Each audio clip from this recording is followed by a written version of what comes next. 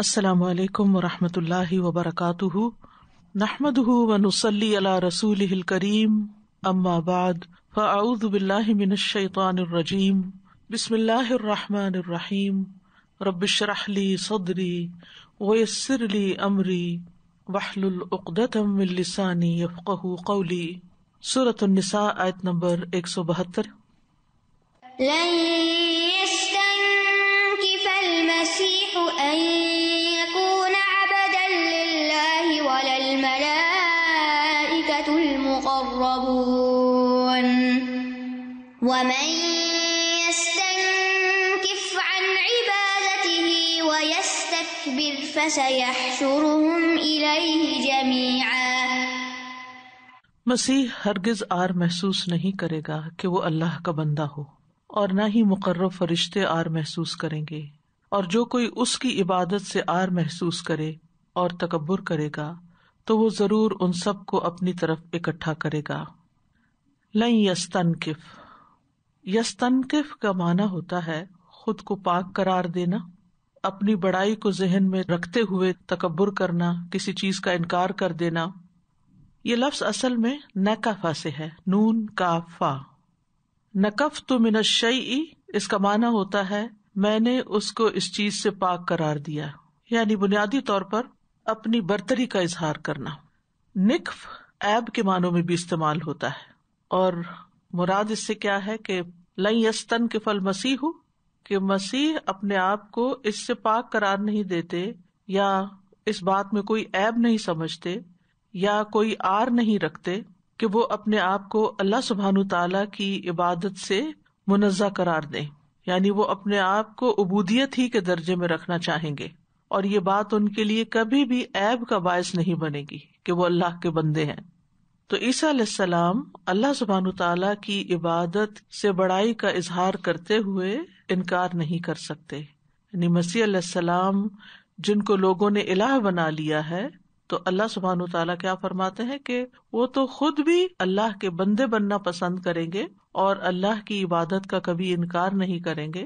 وہ اللہ سبحانہ تعالیٰ کا قرب حاصل کرنے کے لیے وسیلہ تلاش کریں گے، جیسے کہ سورۃ الاسراء میں آتا ہے اولئک الذین یدعون یبتغون الی ربہم الوسیلۃ ایہم اقرب، وہ لوگ جنہیں یہ پکارتے ہیں وہ خود اپنے رب کی طرف وسیلہ ڈھونڈتے ہیں جو ان میں سے زیادہ قریب ہیں، یعنی ایسا وسیلہ تلاش کرتے ہیں کہ جو ان کو اللہ کے قریب کر دے۔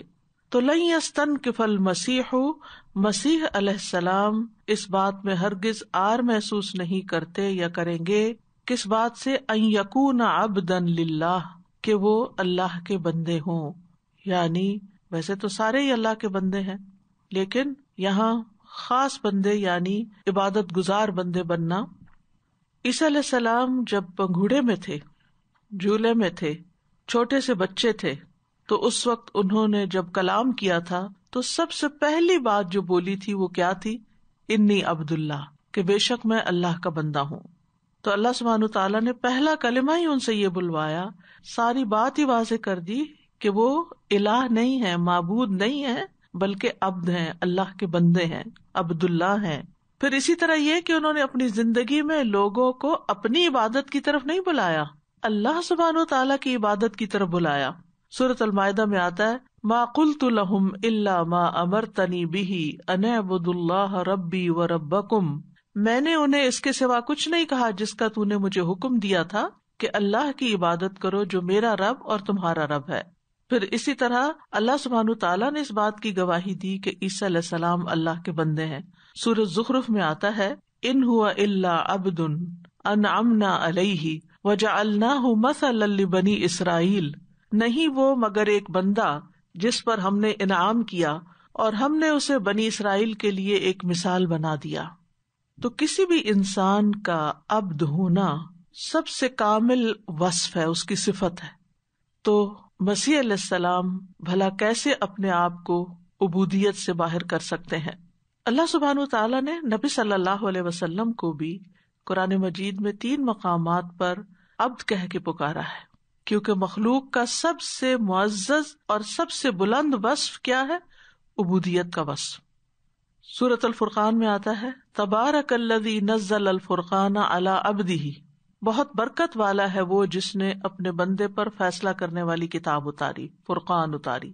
تو یہاں عبدی ہی آیا.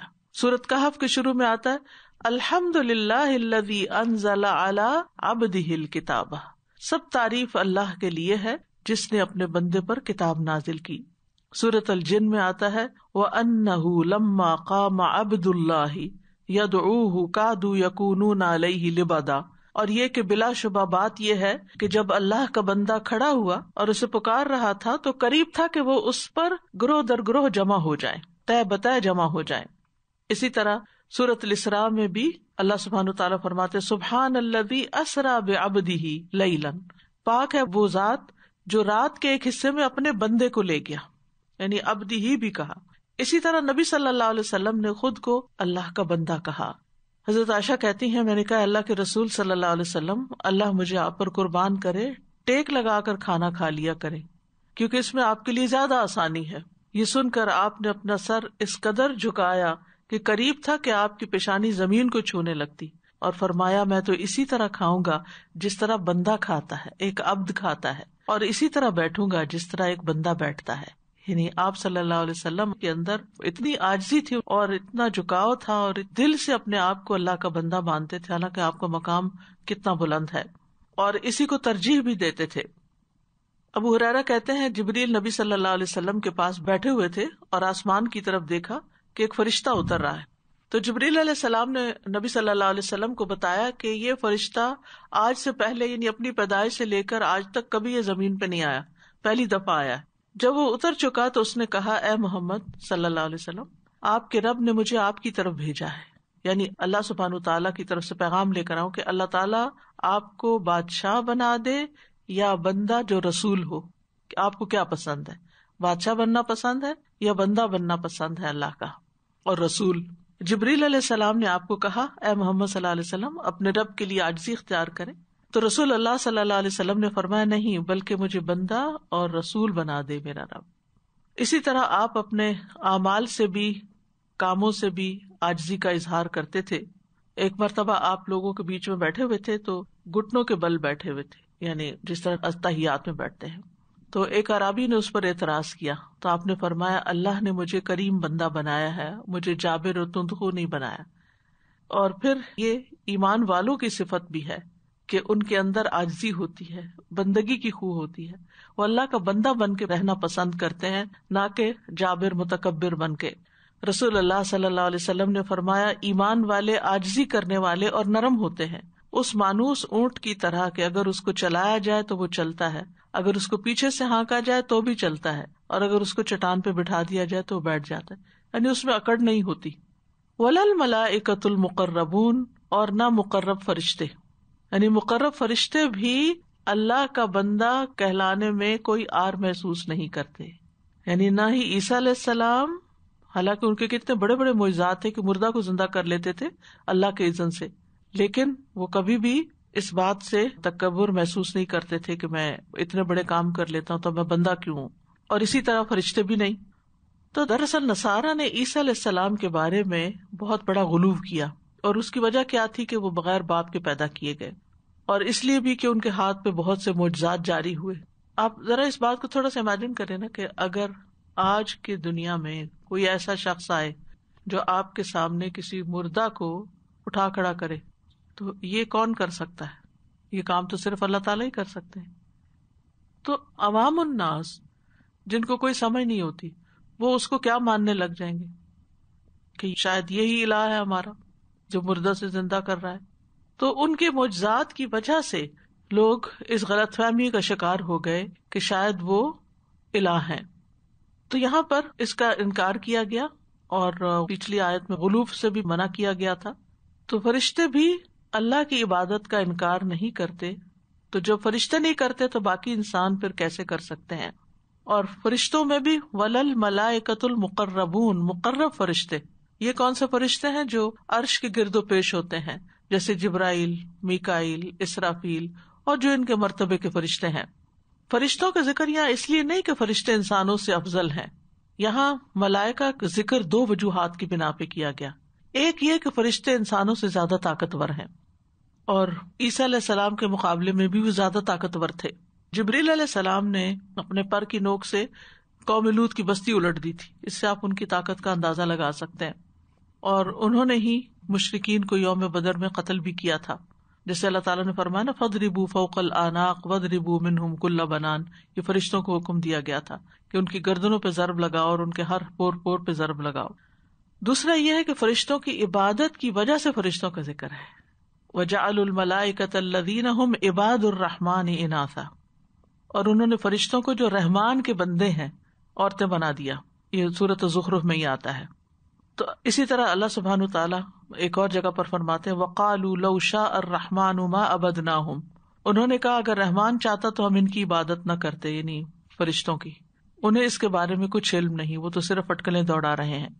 تو بہرحال اہل عرب جو تھے وہ فرشتوں کو نعوذ باللہ اللہ تعالیٰ کی بیٹیاں سمجھتے تھے اور ان کو بھی معبود بنا لیا، ان کو بھی الہ بنا لیا. جیسے نصارہ نے حضرت عیسیٰ کو بنا لیا اور اللہ کا بیٹا کہا، تو مشرکین نے فرشتوں کو اللہ کی بیٹیاں کہا اور ان کی عبادت شروع کر دی. تو اس لیے ان دونوں کی بات یہاں پر آ گئی کہ نہ عیسیٰ علیہ السلام الہ ہیں اور نہ ہی مقرب فرشتے. وَمَن يَسْتَنكِفْ عَنْ عِبَادَتِهِ وَيَسْتَكْبِرْ فَسَيَحْشُرُهُمْ إِلَيْهِ جَمِيعًا. اور جو کوئی انکار کرے اس کی عبادت سے، اس کی عبادت میں آر سمجھے اور تکبر کرے، یعنی جو کوئی اللہ کے آگے جھکنے سے انکار کرے، خود کو برتر سمجھے، فَسَيَحْشُرُهُمْ إِلَيْهِ جَمِيعًا، تو ضرور وہ ان سب کو اپنی طرف اکٹھا کر لے گا، جمع کر لے گا. یعنی تکبر کرنے والا، عبادت کرنے والا، عاجزی کرنے والا، سارے کے سارے اللہ کے حضور جمع کر لیے جائیں گے. تو حشر کس طرح ہوگا؟ فَسَيَحْشُرُهُمْ، آپ نے فرمایا کہ قیامت کے دن تم لوگ ننگے پاؤں برہنہ بدن بغیر ختنہ جمع کیے جاؤ گے، یعنی انتہائی عاجزی کی حالت ہوگی. تو یہاں پر دو لفظ استعمال ہوئے ہیں، مَن يَسْتَنكِفْ وَيَسْتَكْبِرْ. تو ایک ہے آر سمجھنا، جو کہ انسان دل سے کسی چیز میں آر سمجھتا ہے نا، کہ اپنے آپ کو بڑی چیز سمجھتا ہے. اور تکبر جو ہوتا ہے وہ عمل سے اظہار کرتا ہے اس کا، اپنی چال میں اور اپنے رویوں میں، جیسے عبادت کا انکار کر دینا. ان الذین یستکبرون عن عبادتی سیدخلون جہنم داخرین، بے شک وہ لوگ جو میری عبادت سے تکبر کرتے ہیں قریب ذلیل ہو کر جہنم میں داخل ہوں گے.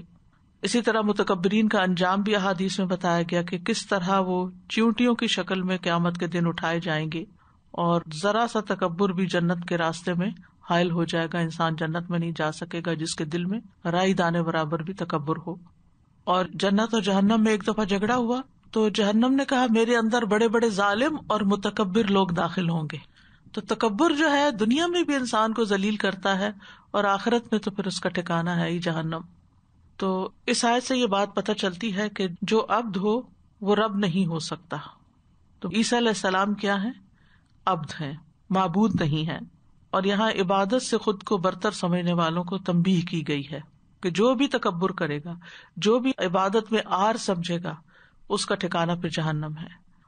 اور یہاں حشر کا بھی اس بات ہے، یہ بھی پتہ چلتا ہے کہ سب لوگوں کو اللہ کے پاس اکٹھا ہونا ہے. اور ہمیں اس بات سے ڈرنا چاہیے کہ کسی وقت اللہ تعالیٰ کا کوئی حکم آئے اور ہم اس کو اپنی شان کے خلاف سمجھیں کہ نہیں یہ میں نہیں کر سکتی، لوگ کیا کہیں گے. نہیں، اللہ کا حکم آ گیا، بس جھکنا ہے. لوگوں کے ڈر سے یا اپنی شان بنانے کے لیے یا اپنی بڑائی جتانے کے لیے اللہ کے حکم کو اپنی پیٹھ پیچھے نہیں پھینکنا. اللہ کا حکم سب سے آگے. بعض اوقات لوگ کہتے ہیں نا یہ نہیں میں کر سکتا، میں لوگوں کو کیا منہ دکھاؤں گا. نہیں، لوگ کچھ بھی کہیں، چاہے کوئی ہنسے مذاق اڑائے، کچھ بھی کریں، لیکن جو اللہ کا حکم ہے اللہ کا حکم، چاہے حجاب کا حکم ہو، چاہے نماز کا حکم ہو. بعض لوگ لوگوں کے سامنے نماز نہیں پڑھتے، لوگ ہمیں مولوی کہیں گے، یا اسی طرح حجاب کے بارے میں بھی ان کا کانسیپٹ یہی ہے کہ پھر لوگوں میں ہماری شان نہیں رہے گی، پھر یعنی ہم اس طرح خوبصورت دکھائی نہیں دیں گے. تو بندگی میں عبادت صرف نماز ہی نہیں ہوتی، حجاب بھی عبادت ہے. مومن کی زندگی سارے کا سارا دن ہی اللہ کی عبادت میں گزرنا چاہیے. ہر وہ چیز جو آپ اللہ کی اطاعت میں کرتے ہیں وہ عبادت ہے، اور نافرمانی کرنا جو ہے وہ اللہ تعالیٰ کو ناراض کرنا ہے.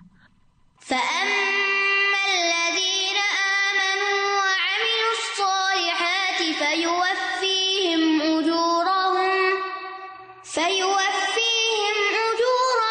وَيَزِيدُهُم مِّن فَضْلِهِ. وَأَمَّا الَّذِينَ اسْتَنكَفُوا وَاسْتَكْبَرُوا فَيُعَذِّبُهُمْ عَذَابًا أَلِيمًا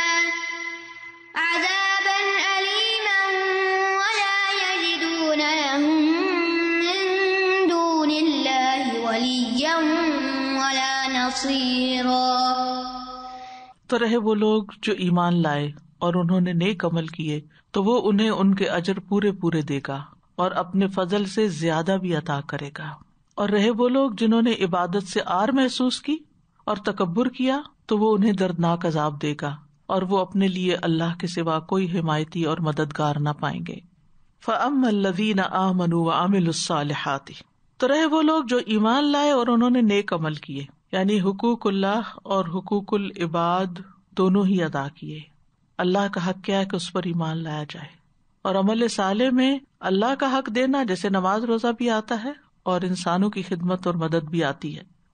تو یہ وہ لوگ ہیں جن کا عقیدہ بھی درست ہے اور جن کے اعمال بھی درست ہیں، جو ایمان کے تقاضے بھی پورے کرتے ہیں اور عبادات بھی ادا کرتے ہیں، نماز، زکوٰۃ، روزہ، حج، نیکی کا حکم دیتے ہیں، برائی سے روکتے ہیں، امانتیں ادا کرتے ہیں، پڑوسیوں کے حقوق ادا کرتے ہیں، کمزوروں کی مدد کرتے ہیں، اللہ کا بہت ذکر کرنے والے ہیں، اللہ کا بہت شکر کرنے والے ہیں، اللہ کے آگے بہت جھکنے والے ہیں، اللہ کے فرما بردار ہیں، قرآن کی تلاوت کرتے ہیں، اس وقت نماز پڑھتے ہیں جب لوگ سو رہے ہوں، اور یہ سب کچھ وہ اللہ کا چہرہ چاہنے کے لیے کرتے ہیں، اللہ کی رضا کے لیے کرتے ہیں، کسی کو دکھانے کے لیے نہیں کرتے.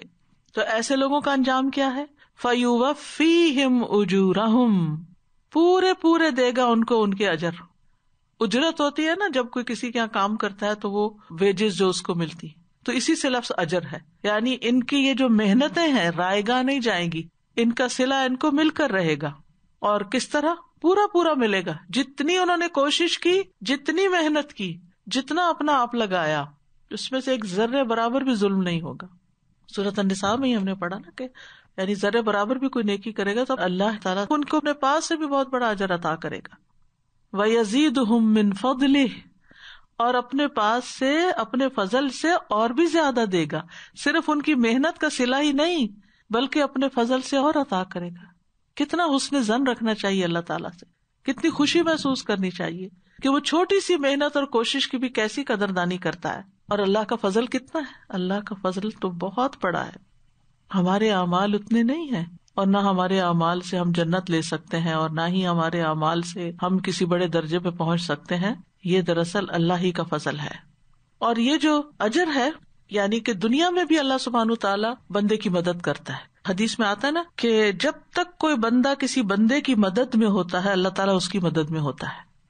تو یہ دنیاوی اجر ہے، کیونکہ ہمیں اپنے سارے حالات تو نہیں پتا. ہمیں نہیں پتا ہمارے پیچھے کیا ہو رہا ہے، ہمارے خلاف کون سازش کر رہا ہے، ہمارے مال کے ساتھ، ہماری صحت، ہماری جان، ہماری اولاد کے ساتھ کیا ہونے والا ہے. ہم کسی اور کام میں لگے ہوئے ہیں اور اللہ سبحانہ و تعالیٰ وہ جو ایک مشکل آنے والی تھی اس کو پیچھے پیچھے ہی روک دیتے جس کا ہم بتاتے بھی نہیں. تو یہ نہیں ہوتا کہ اللہ سبحانہ و تعالیٰ کے لیے جب کوئی کام کیا جائے تو اللہ تعالیٰ اس کا اجر نہ دے. اور پھر اگر آخرت کی بھلائیاں جو ہیں وہ تو پھر آنکھوں کی بھی لذت، مختلف جنت کے نظاروں سے اور جنت کی حسین چیزوں سے، اور زبان کی بھی اور کانوں کی بھی، اور یعنی ہر قسم کی نعمتیں وہاں پر اللہ تعالیٰ عطا کرے گا اور زیادہ سے زیادہ عطا کرے گا. من جاء بالحسنۃ فلہ عشر امثالھا، اور اپنے فضل سے ایسی جنتیں عطا کرے گا جنہیں کسی نے دیکھا نہیں، سنا نہیں، ان کو خیال بھی نہیں گزرا. اور اللہ تعالیٰ کا فضل کس کس شکل میں ہم دیکھتے ہیں. مثلاً اگر کوئی شخص کافی عرصے تک ایک غلط کام کرتا رہا اور اس کو مثلاً پتہ نہیں تھا، یا پتہ بھی تھا تو اس نے اتنا سیریسلی نہیں اس کو لیا، پھر ایک دن اس کو احساس ہوا، وہ وضو کرتا ہے، 2 رکعت نماز پڑھتا ہے اور کہتا ہے اللہم اغفر لی، تو اللہ تعالیٰ اس کے پچھلے سارے گناہ معاف کر دیتا ہے، جس کو صلاۃ التوبہ بھی کہا جاتا ہے. یہ اللہ کا فضل ہوتا ہے کہ اللہ سبحانہ تعالیٰ معاف کر دے. یہ معمولی بات نہیں ہے. آپ انسانوں کے معاملوں کو دیکھیں کہ آپ کسی کو ساری زندگی ستاتے رہے اور پھر اینڈ پہ کہ معاف کر دے تو وہ کس دل سے معاف کرے گا آپ کو. اور اللہ کا فضل اس سے بھی پتہ چلتا ہے کہ انسان کسی نیکی کا صرف ارادہ کرتا ہے کہ میں یہ کروں گا، کر نہیں پاتا، اللہ اس پہ بھی اجر لکھ دیتا ہے. اور پھر کر لیتا ہے تو 10 گنا اجر، اور صرف 10 گنا ہی نہیں، اگر نیت زیادہ اچھی ہے، کوالٹی زیادہ اچھی ہے کام کی تو 700 گنا بلکہ اس سے بھی بڑھا کے لکھتا ہے. وَأَمَّا الَّذِينَ اسْتَنكَفُوا وَاسْتَكْبَرُوا اور وہ جنہوں نے تکبر کیا، انکار کیا، آر سمجھا اور تکبر کیا، یعنی دل میں بھی اور اعضاء کے ساتھ بھی. فَيُعَذِّبُهُمْ عَذَابًا أَلِيمًا تو وہ ان کو دردناک عذاب دے گا، سخت سزا دے گا. عذابًا أَلِيمًا ایسا عذاب جو بہت ہی پینفل ہوگا، یعنی آگ کی شکل میں. آگ میں آپ دیکھیں جلن بھی ہوتی ہے اور پین بھی ہوتی ہے پھر اس کی. اور پھر آپ دیکھیے کہ یہ عذاب جو ہے نا صرف حسی نہیں ہے کہ آگ کی تپش محسوس ہوگی، بلکہ اس کے ساتھ ساتھ مانوی بھی ہے، روحانی بھی ہوگا، یعنی نفسی عذاب بھی ہوگا. جہنم میں لوگ گھسیٹے جائیں گے. اذ الاغلال فی اعناقہم والسلاسل یسحبون. اگر دنیا میں آپ کو کوئی گھسیٹے نا، بازو پکڑ کے گھسیٹے یا کھینچے یا کوئی دھکا ہی دے دے تو کتنی بے عزتی محسوس ہوتی ہے. کہاں یہ کہ جہنم میں لوگوں کو گھسیٹا جائے گا. پھر کھولتے پانی کا عذاب، اور پھر ایک دوسرے پہ لعنت کریں گے لوگ. اللہ تعالیٰ نہ ان کی طرف دیکھے گا نہ ان سے کلام کرے گا. یہ سب سے بڑی تکلیف دہ بات ہوگی کہ اللہ تعالیٰ بات ہی نہیں کرے گا ان سے. ولا یکلمہم اللہ ولا ینظر الیہم یوم القیامۃ ولا یزکیہم. پاک بھی نہیں کرے گا. دنیا میں تو کوئی چیز آگ میں ڈال دی جائے تو صاف ہو جاتی ہے، لیکن وہاں پاک بھی نہیں کرے گا. وَلَهُمْ عَذَابٌ أَلِيمٌ. اور ان کے لیے دردناک عذاب ہے. پھر کفر کے ساتھ کوئی مر گیا کہ جہنم سے کبھی نہیں نکالا جائے گا، اور یہ بھی ایک بہت بڑی مایوسی کی بات ہوگی کہ کبھی اس سے نکلیں گے نہیں. سورہ زخرف میں آتا نا، وَنَادَوْا يَا مَالِكُ لِيَقْضِيَ عَلَيْنَا رَبُّكَ. اے مالک اپنے رب سے کہو کہ ہمارا فیصلہ کر دے، ہمیں مار دے، ختم کر دے. قَالَ إِنَّكُمْ مَاكِثُونَ. وہ کہے گا تم تو ہمیشہ یہیں رہو گے. اور جب وہ جنت والے جنت میں، جہنم والے جہنم میں چلے جائیں گے اور موت کو ذبح کر دیا جائے گا تو جہنم والوں پہ ایسا غم ٹوٹے گا کہ اگر غم کی وجہ سے وہ مر سکتے تو مر جاتے. دنیا میں تو زیادہ غم آ جائے، ہارٹ اٹیک ہو جاتا ہے، لوگ مر جاتے ہیں، اس غم سے نجات ہو جاتی ہے. آگے کا نہیں پتا کہ کیا صورت حال ہے، لیکن دنیا کا غم چھٹ جاتا ہے نا. کچھ لوگ سوئسائڈ کر لیتے ہیں دنیا کے غموں سے بچنے کے لیے، لیکن وہاں تو یہ سوچ بھی ان کو ڈپریس کر دے گی کہ اس میں سے نکلنا ہی نہیں، کوئی مرنے کا بھی طریقہ نہیں. جہنم میں تو خودکشی بھی نہیں ہو سکتی کہ کوئی اپنے آپ کو خود مار لے، یا جہنمی ایک دوسرے کو مار دے. اور حسی عذاب کی تو بہت سی شکلیں ہیں، کھانے پینے کے اعتبار سے، یا لباس کے اعتبار سے، یا جلدوں کے جلنے کے اعتبار سے. ان کے لحاف آگ کے ہوں گے اور ان کے نیچے بچھونے آگ کے ہوں گے. وَلَا يَجِدُونَ لَهُم مِّن دُونِ اللَّهِ وَلِيًّا وَلَا نَصِيرًا. اور وہ اپنے لیے اللہ کے سوا نہ کوئی دوست پائیں گے نہ مددگار. یعنی اللہ کی آیات سے انکار اور تکبر کرنے والوں کا کوئی حامی و ناصر نہیں. یعنی نہ ہی اللہ تعالیٰ ان کی مدد کرے گا اور نہ ہی اللہ کے سوا کوئی اور ہے جو ان کی مدد کرے. کوئی ولی نہیں ہوگا وہاں جو ان کے کام آئے. تو بہرحال اس آیت سے ہمیں یہ پتہ چلتا ہے کہ جو لوگ ایمان لا کر عمل صالح کرتے ہیں ان کو جزا ملے گی، اور جو انکار اور تکبر کرتے ہیں ان کو سزا ملے گی. اور یہاں ثواب کو اجر کا نام دیا گیا ہے. اللہ تعالیٰ ہماری محنت کو مزدوری قرار دیتے ہیں اور اس پر اجرت عطا کریں گے. پھر یہ کہ نیک اعمال کا ثواب جو ہے وہ بڑھتا جاتا ہے. وَيَزِيدُهُم مِّن فَضْلِهِ. اور پھر یہ کہ متکبرین کے لیے دردناک عذاب ہوگا، اور اہل شرک کے معبود ان کو سزا سے بچا نہ سکیں گے. کوئی معبود، کوئی خود ساختہ الہ آگے بڑھ کے ان کی مدد نہ کرے گا.